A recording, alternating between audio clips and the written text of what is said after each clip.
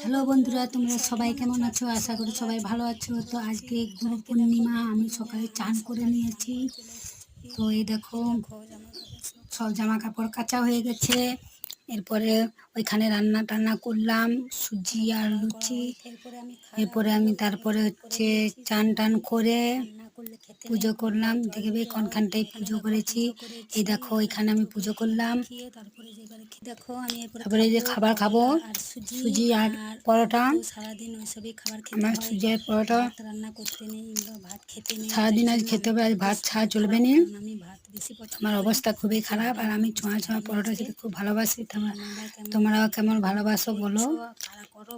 আর গুরু পূর্ণিমা সবাইকার জানাই, সবাই চলে আসবে আমাদেরকে। কেমন বাবা সবাইকার কাটলো।